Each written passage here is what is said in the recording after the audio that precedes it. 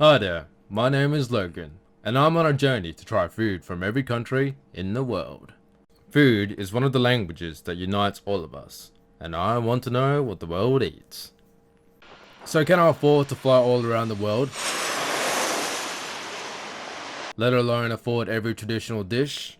No, but I am fortunate enough to live in one of the most multicultural countries of the world, so I'll make do with what I got.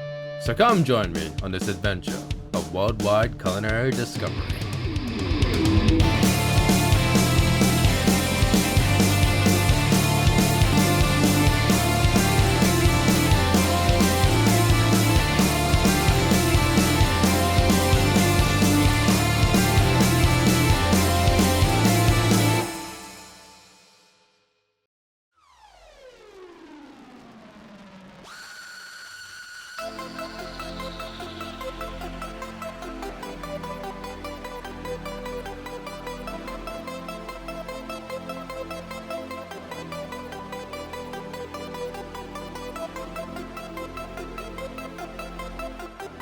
Despite not having much, Nigeria appears to be a happy country with many beautiful people. However, its agriculture relies heavily on rainfall, and the country has been affected by food shortages due to droughts in the past. So here are some of the common ingredients in Nigeria. First up we have grains, millet and sorghum. Millet is a versatile grain that is resistant to droughts and can grow quickly even in poor soil. Then we have sorghum. It's becoming more popular around the world as a gluten-free alternative to wheat flour. And then we have potatoes and rice, where rice is more of a status food. The meat industry is thriving in Nigeria. Morsels on any street in Niamey, michu, kilichi and pudding are some of the most popular byproducts of beef or lamb in Niger, and they are available in large quantities. Chef Ali buys 5 to 10 kilos of beef and lamb every day. His colleagues skewer them for him. The French fries are always freshly made. His nephew helps out with that. Ali's customers can choose between tomatoes, onions, lemons and homemade sauce, or even the whole works. So moving on, we have cowpeas, where black-eyed peas are a type of cowpea. And then we have groundnuts. As for spices, we have saffron, nutmeg, cinnamon, ginger, cayenne pepper and cloves. Some common vegetables include yams, tomatoes, okra, onion, peppers, garlic, cassava and plantains. And finally we have fruits, which include bananas, lemons, oranges, papayas, pineapples, mangoes and dates.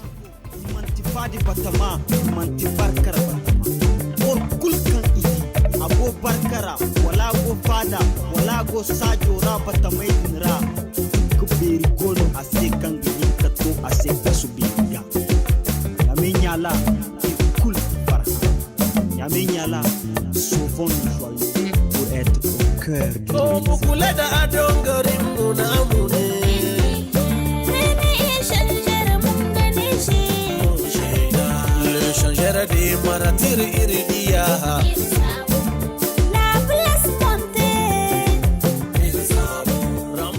So let's check out some recipes from Nigeria. First up, we have a West African pepper sauce,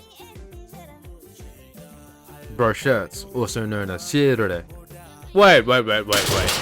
In African cuisine, a brochette is also referred to as a meat skewer, and depending on the African country, a meat skewer is also known as a suya, or a gashi, a dibi, and in Nigeria's case, TSIRE-STYLE. So if any Nigerians are watching, you know that I haven't skewered my meat, and to be honest, when I was making this episode, I was starving, and I wanted to cook the food as quick as possible. I failed you, Nigeria. I'm sorry. Alright, how about this?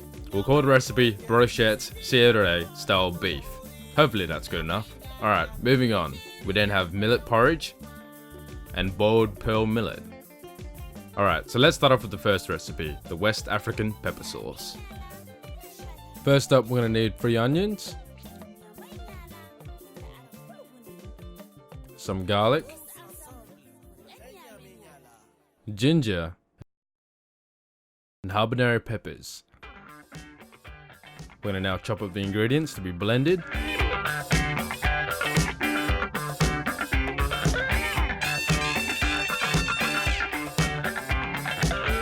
And then we're going to blend the ingredients into a chutney-like consistency.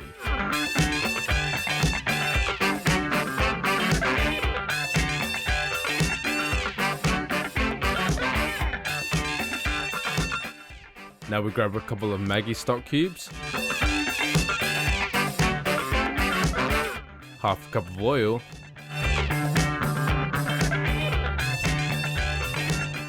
and then we're going to dissolve the cubes in the hot oil.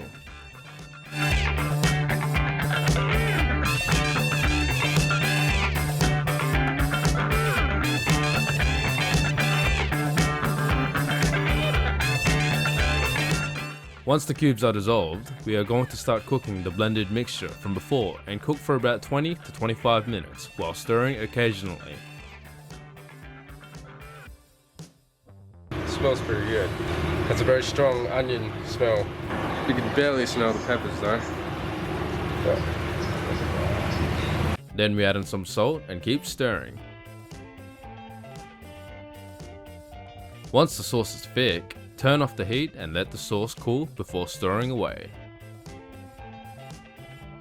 And there we have it, some West African pepper sauce. How does it taste? We'll find out later in the episode. Next up, we're gonna make our brochettes or TSIRE-style beef.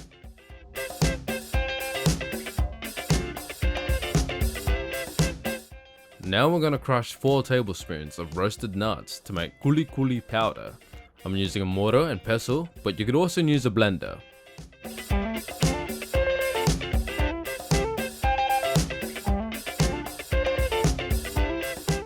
So now we're gonna add some spices to the kuli. First up is half a teaspoon of cayenne pepper,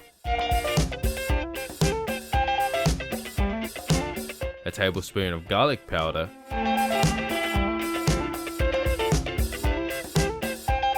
a teaspoon of paprika,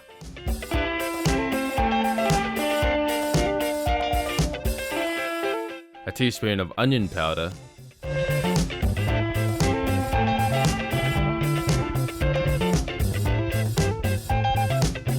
a teaspoon of ginger powder,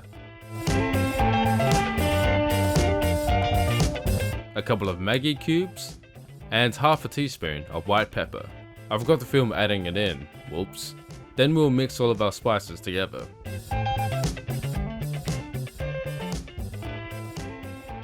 I learned afterwards though that my mixture should be more powder-like as I didn't grind my nuts enough. Moving on, we have a kilo of beef and a bowl of oil. You can use chicken if you wanted to. And if you're a vegetarian, I'm sure tofu squares could work too.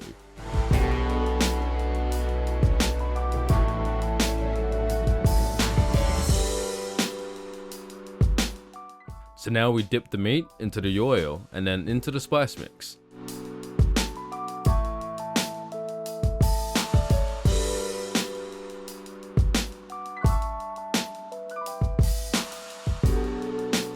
Once all the meat is covered in the nutty goodness, set it aside for the marinade to settle into the meat. So now we slice up 1 red onion and a couple of tomatoes.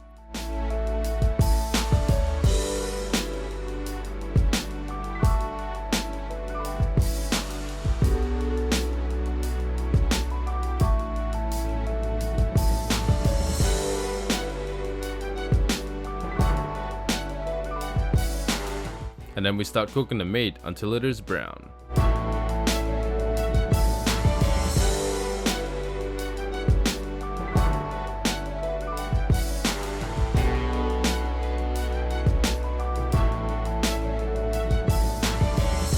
While I'm cooking the meat, I'm going to add in the sliced onions.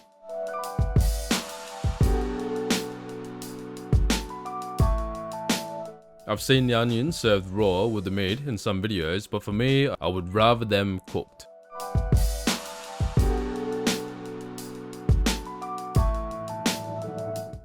Once the meat is cooked, we serve it alongside the freshly cut tomatoes, and there we have it, brochettes or TSIRE-style beef.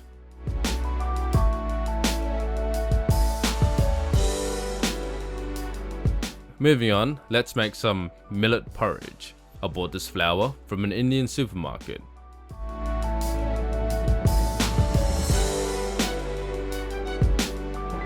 Boil a pot of water and add in millet flour.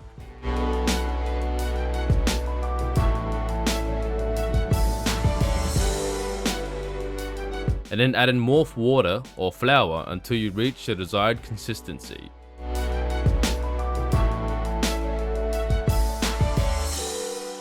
Just remember though to keep stirring while you're making this.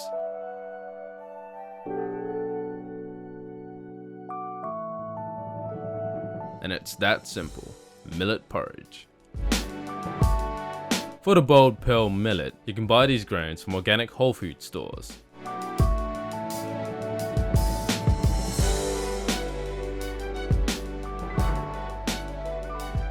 As for the cooking, we will use the same approach as the porridge.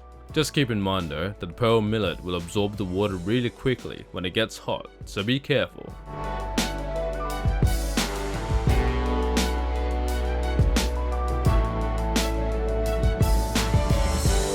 And there you have it, boiled pearl millet. Now let's see how this wonderful food tastes. Alright, so first up, let's try this millet porridge. It's kind of clunky, but now it's meant to be a porridge, and it's more like a bowl. It's more like a solid. I didn't use enough water. Whoops, but oh well. Doesn't really taste like anything, but it has a very somewhat of a bitter aftertaste. I can see this being filling though, but pretty good. What about this stuff here? Well, it is the same thing, so it tastes the same, just the texture is a bit different.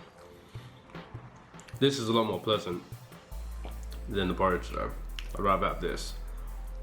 For some reason the porridge has this bitter aftertaste to it. I guess if you're starving and you need to eat something to fill you up, this will do the job. But unfortunately, for poorer people in Nigeria, ingredients like millet are the only affordable sources of food.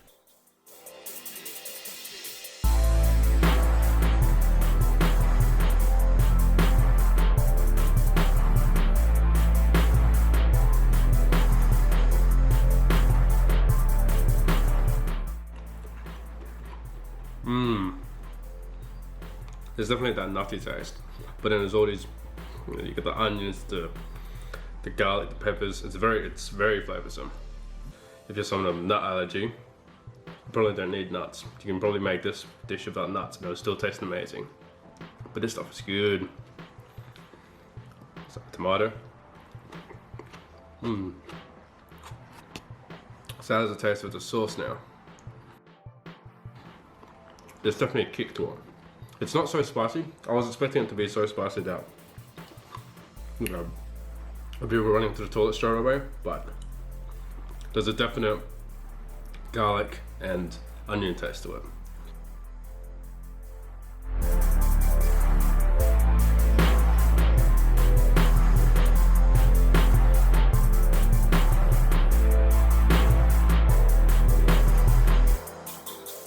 And that brings us to the end of another episode of Logan Eats the World.